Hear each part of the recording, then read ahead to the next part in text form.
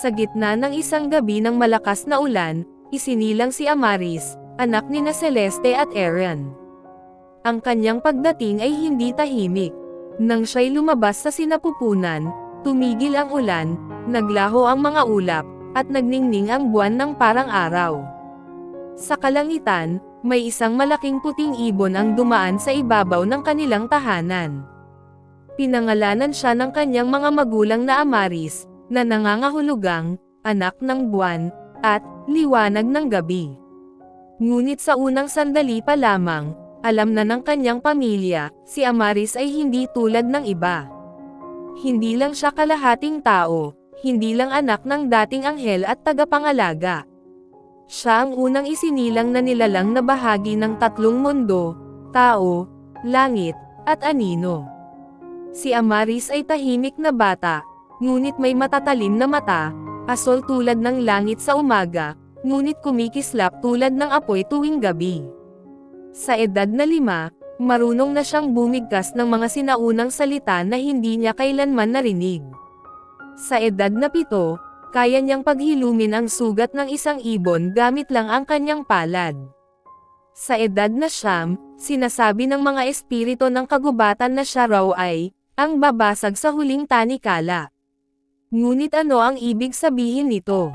Habang lumalaki si Amaris, tahimik namang nagbabantay ang mga natitirang nilalang ng anino, mga kaluluwang nagtago, naghihintay ng kahinaan sa pagitan ng mga mundo. Isang gabi, habang tulog si Amaris, dumalaw sa kanyang panaginip ang isang matandang babae, isang sirang anghel na may itim na pakpak at gintong mata. Mas mahigit, bata, ikaw ang susi. Ngunit tandaan mo, hindi lahat ng liwanag ay tama. At hindi lahat ng anino ay masama. Ang tanong, saan ka papanig kapag ang tatlong mundo ay magkaaway muli? Sa edad na 14, si Amaris ay dinala ng kanyang mga magulang sa bantayog ng 4 na mundo, isang sagradong lugar na maaaring gumising sa buong kakayahan ng isang tagapamagitan. Sa sandaling lumakad siya sa gitna ng bilog, nanginginig ang lupa, sumiklab ang apoy, at sumambulat ang hangin.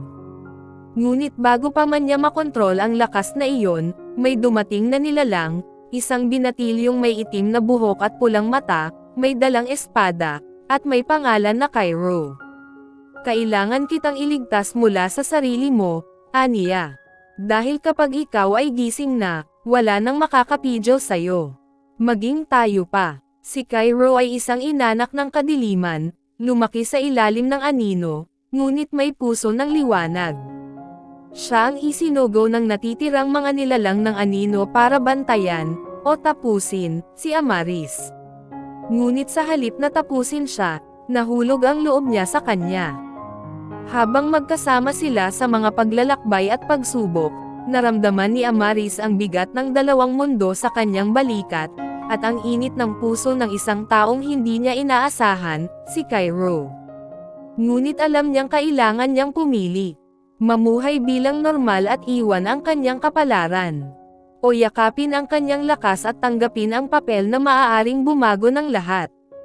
Sa huling gabi bago siya pumili, tinanong siya ni Cairo. Mas mahigit, kung ako ay bunga ng anino at ikaw ay bunga ng langit. Pwede bang ang pag-ibig natin ay maging liwanag? Isang sinaunang kasulatan ang natuklasan ng kanyang lola, si Leah. Mas mahigit, sa anak ng tatlong mundo, isisilang ang panahon ng bagong balanse. Ngunit bago ito dumating, kailangan munang sirain ang luma. At ang puso ng tagapamagitan, ay siyang gagamitin para putulin ang ugnayan. Ang ibig sabihin, may kailangang mawala. May kailangang masaktan. At si Amaris ang magiging dahilan. Nagising ang mga dating puwersa ng langit, lupa, at anino. Tila ayaw nilang magkaisa. Natatakot silang mawalan ng kontrol. At si Amaris, tumayo siya sa gitna ng kabuluhan, hindi para pumili ng panig, kundi para basagan ang mga hangganan. Sa tulong ni Cairo, ng kanyang mga magulang na sina Celeste at Aaron, at ng kanyang mga lolo't lola na sina Kale at Leah, lumaban siya hindi para sa kapangyarihan, kundi para sa isang mundo kung saan pwedeng magkasamang mabuhay ang lahat. Sa huli, pinili ni Amaris ang pinakamahirap. Isuko ang lahat ng kanyang kapangyarihan.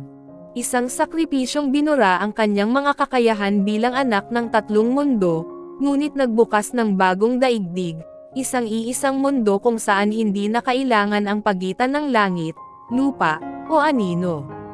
Si Amaris at Cairo ay namuhay bilang mga guro at tagapayo, nagtuturo sa mga bata na walang kulay, pagkakaiba, o takot.